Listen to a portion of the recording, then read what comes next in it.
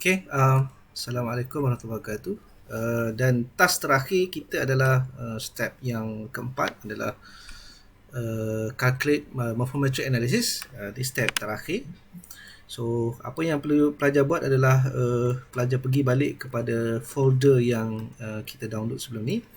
So, kalau pelajar perasan dalam ni ada satu folder morphometric analysis V2 ya. So klik kepada file ni dan pelajar akan nampak ada satu file nama dia tool, morphometric tool. Okay, so kita akan masukkan tool ni dalam GIS. So pergi kepada GIS dan pelajar pergi bahagian atas Arc Toolbox dan pelajar right click dan add toolbox. So saya nak pelajar pergi kepada morphometric analysis V2, double click dia sampai pelajar jumpa kepada morphometric tool. Klik satu kali saja and then klik open. So dia akan masuk dalam list di sinilah. Okay, pelajar kena tunggu mungkin dalam 5 ke 10 saat sebelum dia keluar.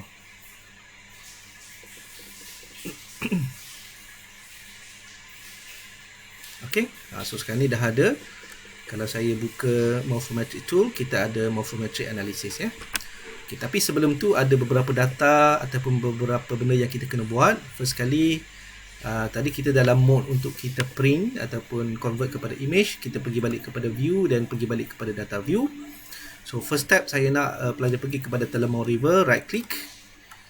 So kita kena tambah satu kolom di sini, pergi kepada table option dan pergi kepada add field, dan di sini saya nak pelajar buat distance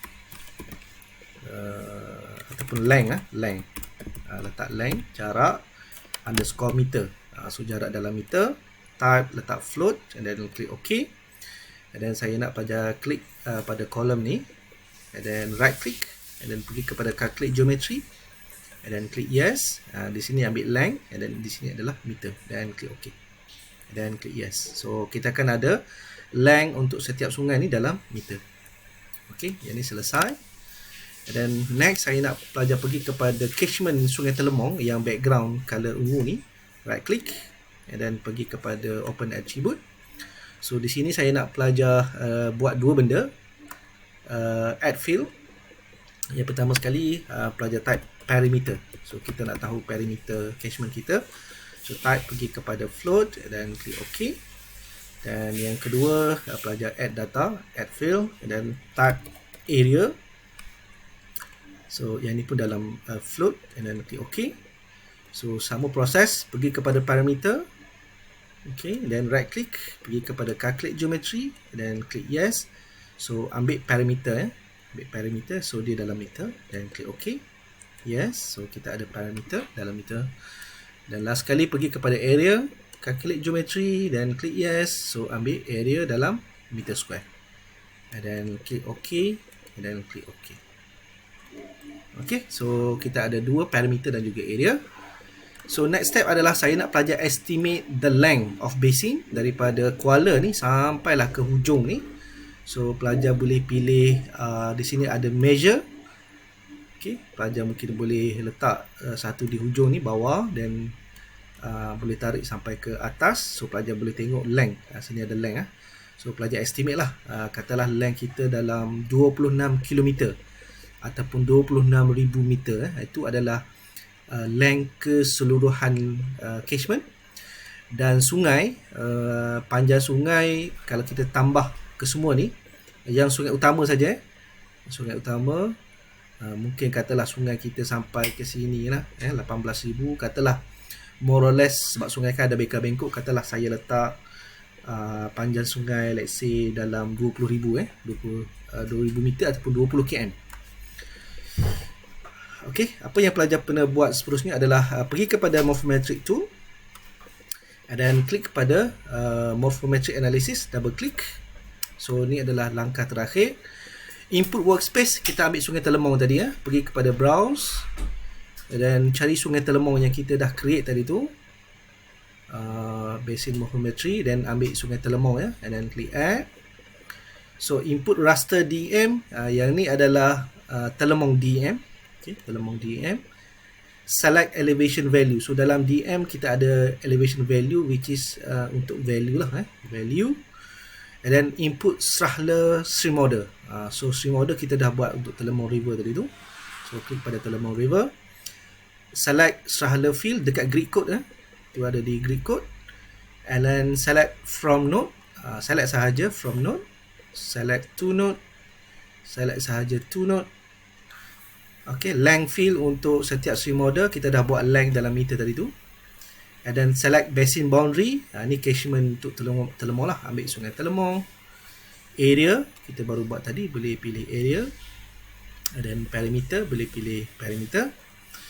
Okay, basin length tadi 26,000 kan, so masukkan 26,000. Okay, and then main channel length, so katalah sungai utama tadi 20,000 ataupun 20 km. So dia mesti dalam unit meter. And then output morphometry calculation text, so browse pergi kepada Sungai Telemong, and then mungkin boleh tulis dekat sini results dan .txt, dia kena ada dot ataupun titik .txt, dan klik save. Okay, so kalau ada pangkah di sini bermaksud dia ada error di situ. Mungkin pelajar, okay, kalau tengok sini dia tulis dbf, pelajar kena pergi manual lah. So pilih .txt, .txt. Okay, so tekan dekat mana-mana space lain, so dia hilang pangkah, dan should be okay lah. And then klik OK. So kita kena make sure dia kata completed, and then close. And then pelajar pergi kepada folder Sungai Telemong. Okay, Sungai Telemong, and then cari result txt, bukan Microsoft Edge, result.txt, then buka. So pelajar akan nampak lah, ni adalah kita punya result. So number of stream order, total basin area, total basin surface, thickness ratio, drainage density, apa lagi, height of basin outlet, maximum height, total basin relief. Okay, so semua result ada di sini. So daripada result ni, then pelajar boleh buat discussion. So kita tengok balik kepada task. Okay, computer simulation report. So dalam ni pelajar perlu buat discussion. Okay, stream order, stream number, basin area, stream frequency, apa lagi, basin relief. Okay, and then impact, interpret kepada soil erosion dan semualah. Okay, so saya harap pelajar dapat grab apa yang perlu kita buat untuk assignment ni, ya.